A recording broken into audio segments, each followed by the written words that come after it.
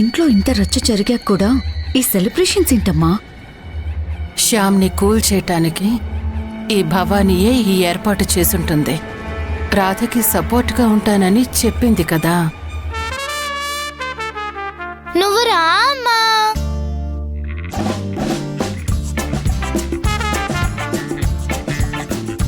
రా.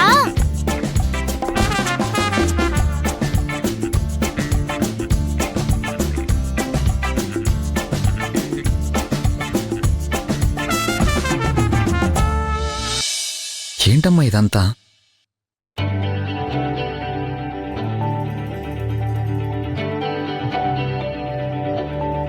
ఎవరు చేశారు ఇదంతా? మేమే చేశాంరా. కానీ మాకు ఈ బాధ్యతని అప్పచెప్పింది మాత్రం ఖుషి.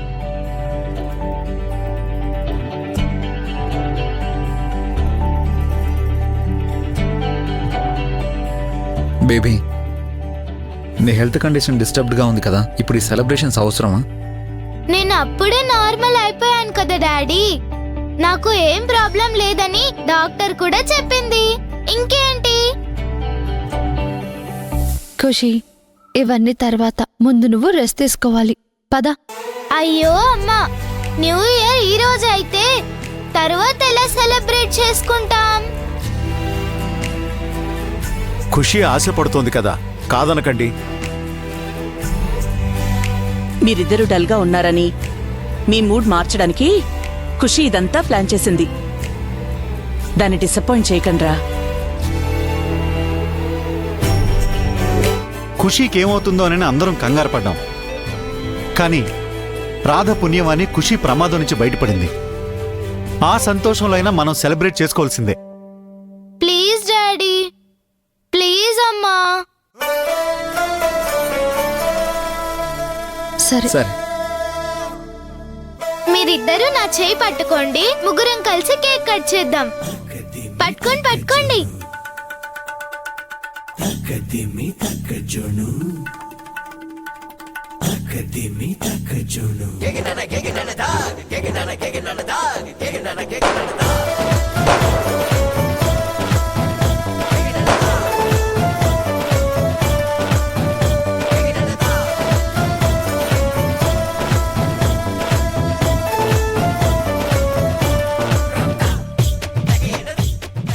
Happy new year. Happy new year. Happy new year అమ్మా. మీ ఇద్దరికి ఇంకొక సర్ప్రైజ్ ఉందిరా.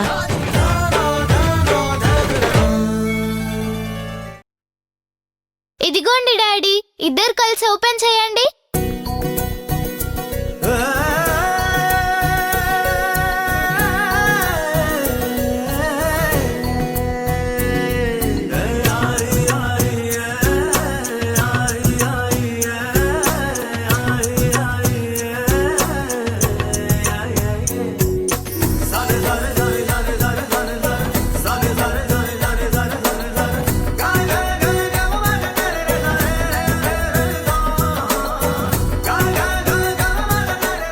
ఖుషి, గ్రీటింగ్ కార్డ్ నువ్వే తయారు చేసావా?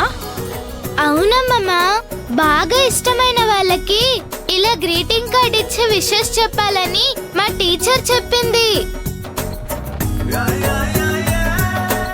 అందుకే అమ్మా నాన్నల కోసం స్పెషల్ గా నేనే ఈ కార్డ్ ప్రిపేర్ చేశాను.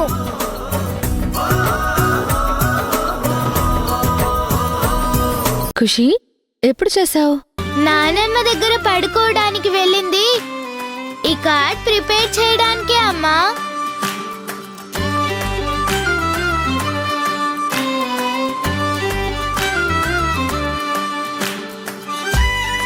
నా సర్ప్రైజ్ నచ్చిందా? చాలా బాగుంది. I love you both.